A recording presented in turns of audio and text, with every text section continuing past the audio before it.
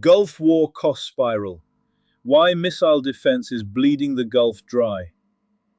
Modern warfare is no longer defined only by firepower or battlefield victories. In the Gulf today, the real battle may be financial. Every missile intercepted, every drone shot down, and every tanker escorted through contested waters is costing billions. And the longer this confrontation around Iran continues, the more one strategic reality becomes clear. Defending the skies is far more expensive than attacking them. Welcome to The Opinion, where we break down the strategic realities behind today's geopolitical crises. Today we're looking at a rapidly expanding conflict dynamic in the Gulf, one that is not only military but economic. From missile defense costs to maritime security risks and the vulnerability of global energy shipping, the financial burden of this confrontation is escalating at a staggering pace. Situation overview. The current tensions surrounding Iran and the Gulf states have already produced a massive wave of missile and drone interceptions.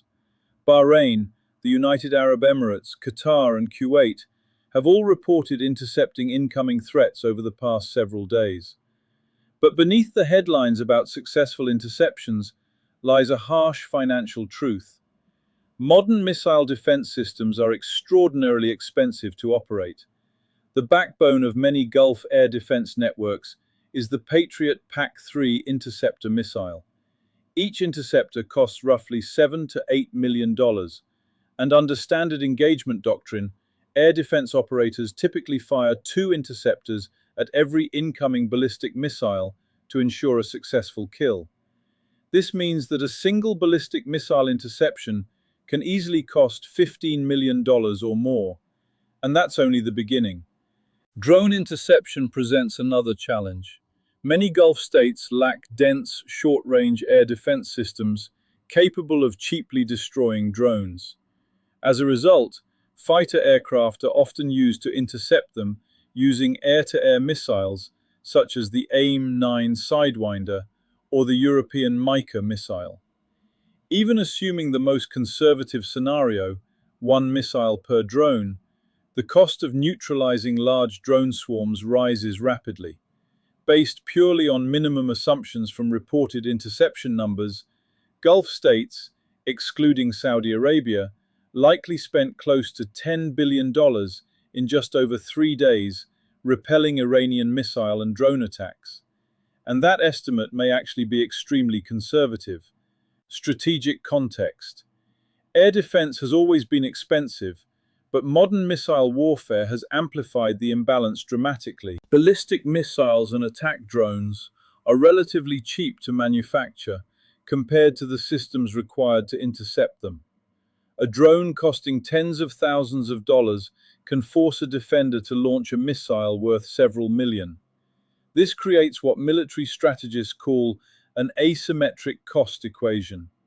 Attackers spend relatively little to launch waves of missiles and drones.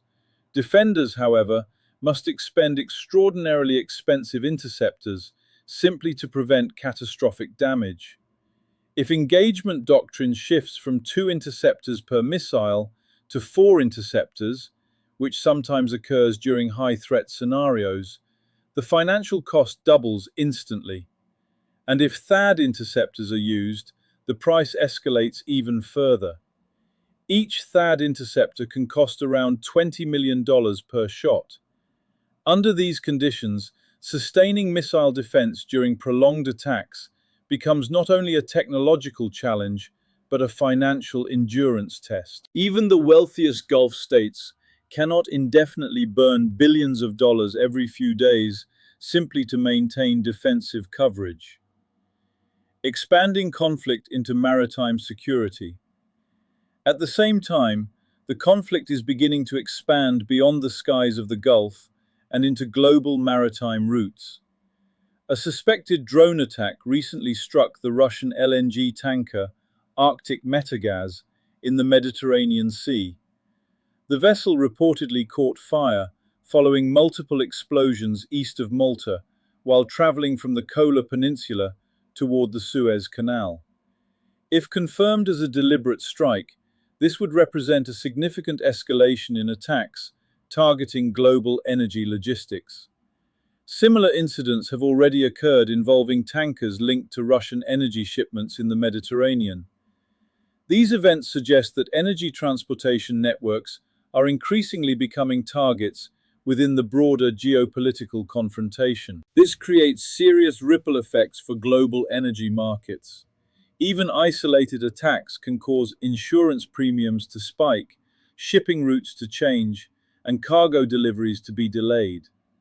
Combined with the instability already affecting the Strait of Hormuz, these incidents are introducing a new layer of volatility into global energy supply chains. The US response. Washington is clearly aware of the economic implications of this situation.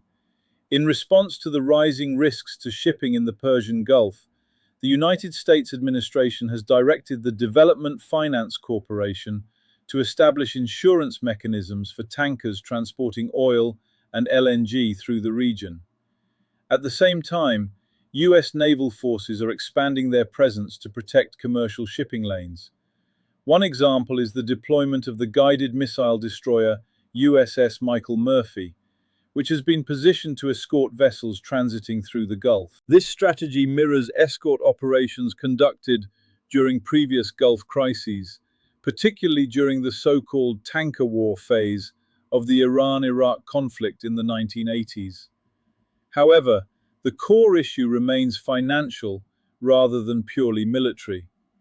War risk insurance premiums for ships traveling through the Strait of Hormuz have already surged dramatically. In some cases, these premiums now reach hundreds of thousands of dollars per voyage. Even a powerful naval escort cannot eliminate that financial risk completely. Another geopolitical layer. The proposed insurance solution from Washington also introduces an additional geopolitical dimension. According to current proposals, the insurance framework may provide preferential coverage to American shipping companies. If implemented this way, non-US operators would still be forced to pay the full market cost of war risk insurance. This would effectively give American shipping firms a competitive advantage in Gulf energy transport. In other words, security policy could indirectly reshape global shipping economics. Future outlook. The strategic trajectory of this conflict is becoming clearer. Three parallel pressures are now emerging simultaneously. First, the financial exhaustion of missile defense systems as Gulf states spend billions intercepting incoming threats. Second, the growing vulnerability of global energy shipping, particularly around the Strait of Hormuz and Mediterranean transport routes. Third, the increasing militarization of commercial sea lanes, with naval escorts, insurance interventions, and rising geopolitical competition. Each of these factors feeds into the others. Missile attacks drive up defense costs. Maritime attacks increase insurance prices and energy market volatility. And growing instability forces military powers to intervene more aggressively in global shipping routes. This feedback loop creates a conflict dynamic that becomes increasingly expensive for everyone involved. Ultimately, the strategic imbalance remains clear. Missiles and drones are relatively cheap to build and launch. Intercepting them, protecting shipping lanes, and stabilizing energy markets costs vastly more. The longer this confrontation continues, the more defenders will be forced into a financially draining position, spending billions simply to maintain stability. In modern warfare, sometimes the most effective strategy is not destroying your enemy's forces, but exhausting their resources. And in the Gulf today, that financial war is already well underway. If you found this analysis valuable, make sure to subscribe to The Opinion, leave a like, and share your perspective in the comments. Because understanding the economics behind modern warfare is just as important as understanding the battles themselves.